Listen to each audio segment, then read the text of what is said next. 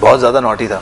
Okay, naughty भी थे। आप जब पहली दफा जब स्कूल गए थे बचपन में तो रोते थे?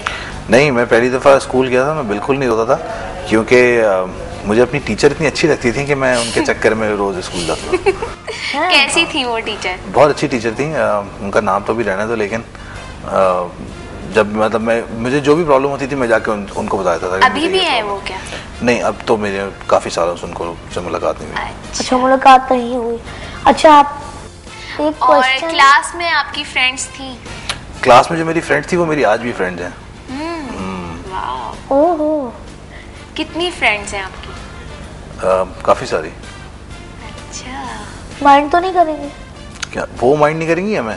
नहीं, आप नहीं, मैं बिल्कुल माइंड नहीं करूँगा। आप नाम बता सकते हैं? नाम भी बता सकता हूँ, लेकिन अब मैं वैसे ही XYZ किसी का भी नाम ले सकता हूँ। कोई 3? यू मीन गर्लफ्रेंड और फ्रेंड? जस्ट फ्रेंड, जो भी, बॉय और फ्रेंड, या गर्लफ्रेंड का नाम तो नहीं लेना चाहिए? बॉय और गर्ल। स्कूल में मेरे जितने दोस्त थे वो सारे मेरे आज भी दोस्त हैं। In fact last year I had an accident और मुझे काफ़ी मेजर चोट आई थी और सर्जरी हुई थी मेरे हाथ की। तो एक एक बच्चा जो मेरा बचपन का दोस्त था मुझसे मिलने के लिए आया, and I was like so overwhelmed. मैं उनको देख के इतना ज़्यादा खुश हुआ था कि सब मुझसे मिलने के लिए आया था। ओह, तो वो चोट कैसे लगी थी? I had a fish tank, इतना बड़ा। तो एक दिन मैं उसके सामने खड़ा हुआ था और वो टूट गया बीच में से। तो उसमें पानी भी था और फिशेस भी थे और वो शीशा, इतना मोटा शीशा था उसका, तो वो बिल्कुल मेरे ऊपर आ रहा था। वो समवेयर मुझे यहाँ लगता है। क्या कुछ किया था उस टाइम? मैंने उसकी साफ किया था उसको, टिश्यू पेपर से मैंने उसको साफ किया जैसी, और बस मैंने हाथ उठाया तो वो टूट गया बीच में से। हैं? कितना मोटा शीशा था? बहुत मोटा शीशा था।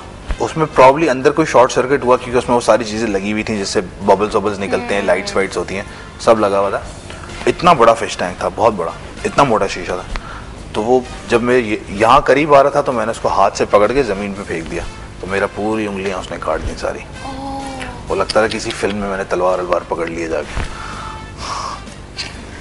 आपको इतना भी पता चला कि यूं करके यूं करना है, अगर कोई और होता ना तो उसके मुंह पे लग जाता है। जब कोई चीज हो रही होती है उस वक्त हमें समझ नहीं आता है कि हमें करना क्या है। लेकिन अगर आप अपने आप दिमाग हाजिर रखें हर चीज़ में, ख़ास तौर पे जैसे आप कोई भी इस तरह का काम करें, पेट्स तो वैसे भी जो है ना, आप जब अगर आपने पेट्स पाले हो, मैंने बचपन से बहुत पेट्स पाले हैं, हर चीज़ पाली मैंने, कुत्ता बिल्ली ये वो एवरीथिंग, तो जब उनसे मुझे इंटरेक्ट करना होता है तो सबसे पहले आदमी को जो है वो डिसीजन मेकिंग बहुत स्ट्रांग होनी चाहिए, कि अगर आपका पेट जो है उसको आपने जितना क्विक आप डिसीजन लेंगे उतना आसानी से आप अपने पेट को हैंडल कर सकते हैं।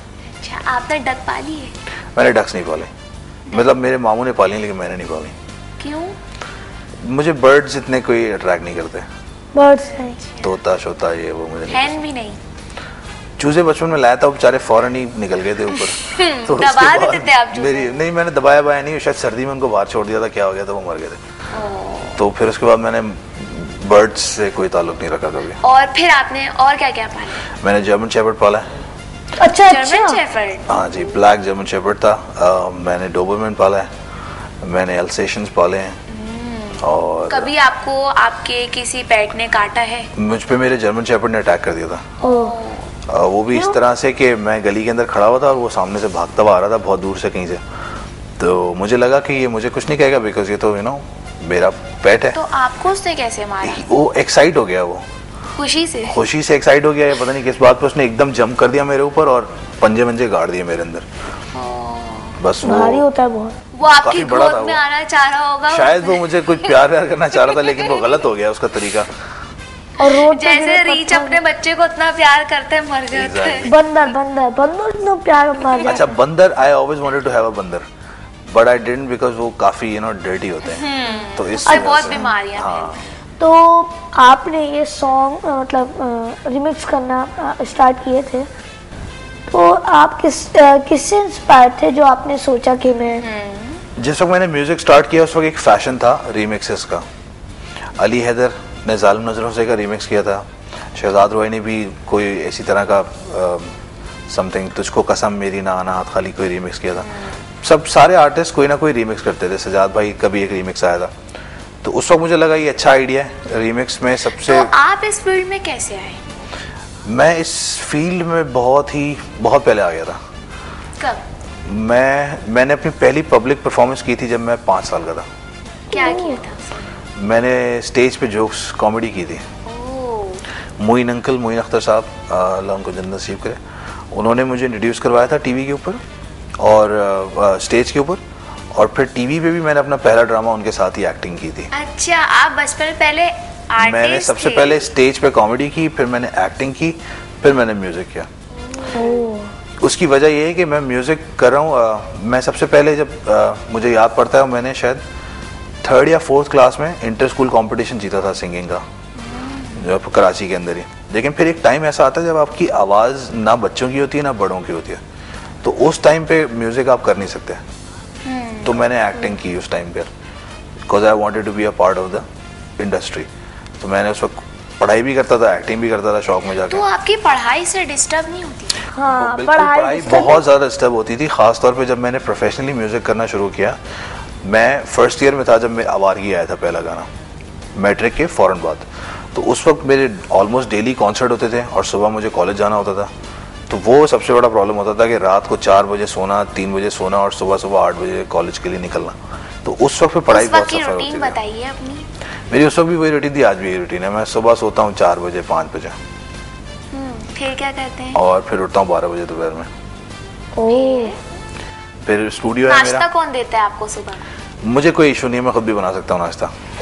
मैं खुद भी बना लेता हूँ, वरना नौकर वोकर होता है वो बना देता है। फिर क्या करते हैं आप? फिर मेरा स्टूडियो है, मैं स्टूडियो में रहता हूँ। अगर कोई कहीं जाना होता है, कहीं मीटिंग होती है या किसी से मिलना होता है तो आप रोज जाते हैं स्टूडियो? स्टूडियो मेरा घर के अंदर ही है, एक कमरे में मैंने स्टूडियो बनाया हुआ है। तो दिन रात सुबह दोपहर उससे मैटर नहीं करता, मुझे जब काम करना होता है मैं स्टूडियो में चला जाता हूँ। फिर मतलब कि आप घर पे ही रहते हैं, आपको कभी जब जाना होता तब जाते हैं? नहीं, मैं दोस्त मेरे बहुत ज़्यादा हैं और मैं तकरीबन डेली उन लोगों से मिलता हूँ, रात में शाम में जाके।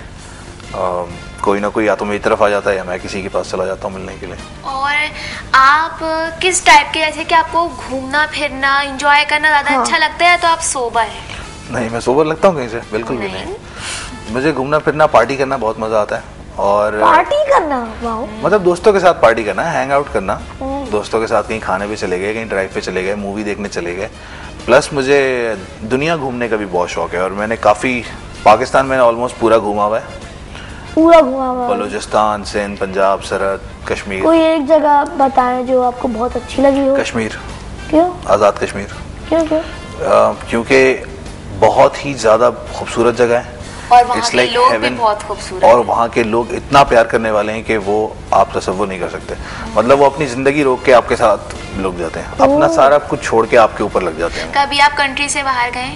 मैं बहुत दफ़ा गया हूँ। मैं कॉन्सर्ट्स पूरे अरब एमिरेट में कर चुका हूँ, यूएसए में कर चुका हूँ, कनाडा में कर चुका हूँ, इंग्लैंड में कर चुका हूँ।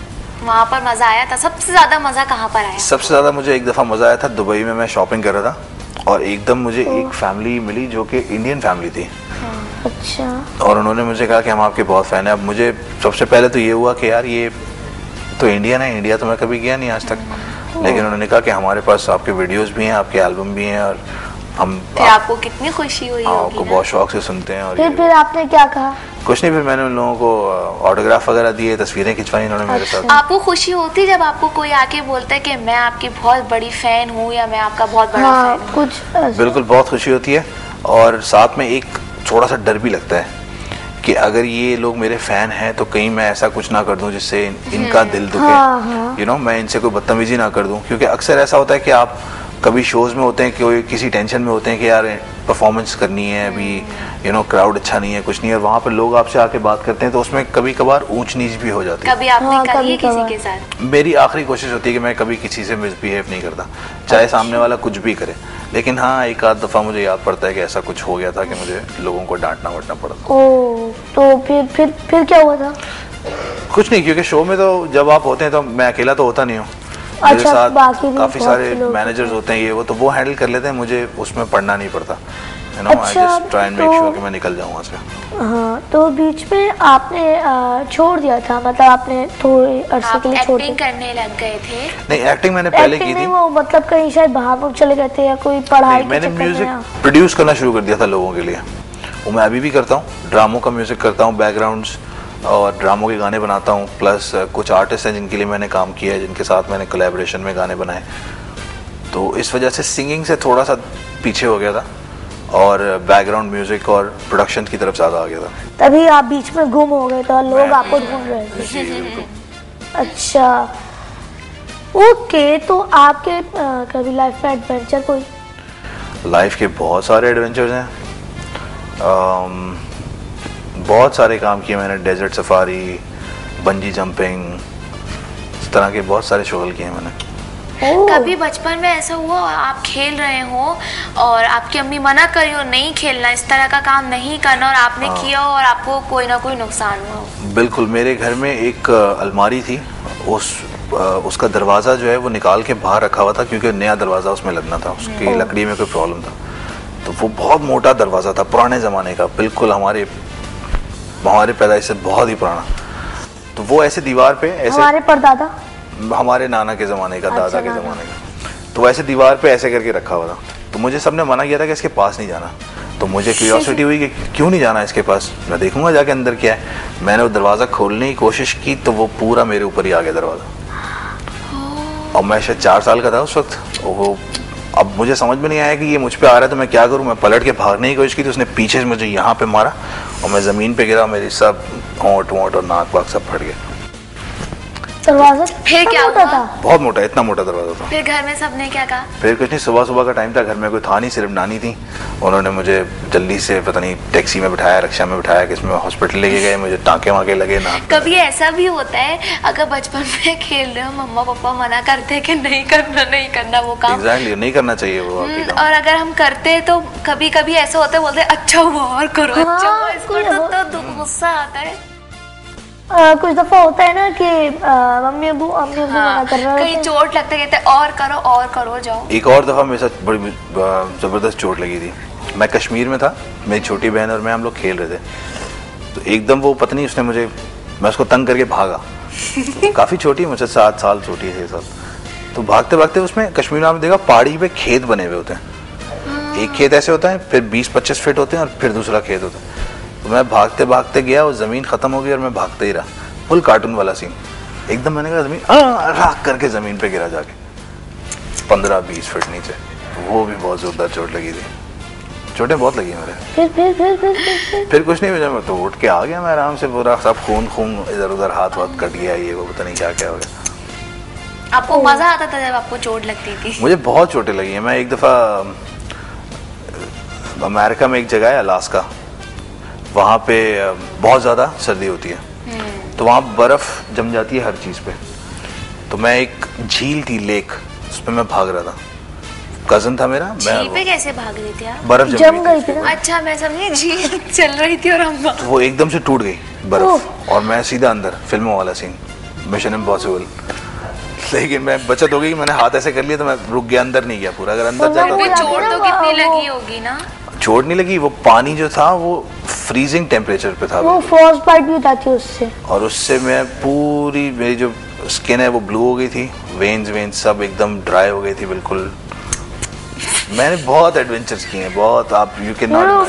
फिर तो बहुत ज़्यादा वो हो जाता है कि मतलब आपके वो गिर जाता है, फ्रॉस्ट बाइट भी होने के चांसेस होते हैं। और ऐसा तो बहुत ज़्यादा खतरनाक होता है, मतलब कि एडवेंचरस, तो आपको उल्टा मजा आता था इन सब चीज़ों में। एक दफ़ा हम लोग एबटाबाद में घूम रहे थे, दोस्त सारे, तो एकदम से मैंने कहा यार ये किस चीज़ के निशान है? तो मेरा कज़न था, कहता चीते के। मैंने कहा क्या मतलब? कहने लगा ये चीते के पैर के निशान है।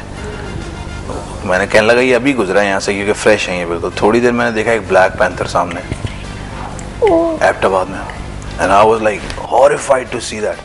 आई वाज लाइक इधर ही ना आ जाइए। खैर हम लोग गाड़ी में थे तो हमें कोई इतना इशू नहीं थी। ब्लैक पैंथर नहीं होता, बड़ा काला चीता जो होता है। अच्छा, ब्लैक पैंथर, उसको बंगाल का टाइगर भी कहते हैं। नहीं, बंगाल टाइगर स्ट्राइप्स वाला होता है, वो जरा पतला, वो पतला सा होता है, वो पतला। ब्लैक पैंथर होता है, it's exactly like a cat, लेकिन बहुत बड़ा होता है। बड़ी कैट होती है, लंबा सा बहुत होता है। बड़ी कैट होती है। हाँ, जस्ट लाइक कि क्योंकि पाकिस्तान में सबसे फरोशियस एनिमल वही होता है। पाकिस्तान में सबसे डेंजरस एनिमल वही होता है, वो छोड़ता नहीं है। और पाकिस्तान में शार्क भी होती है। क्या होती है? शार्क होती है? शार्क, शार्क हमारे समंदर में होती है। होती है। अभी ये न्यूज आई थी, इतनी बड़ी मछली का नहीं क्या था ना, वेल, हाँ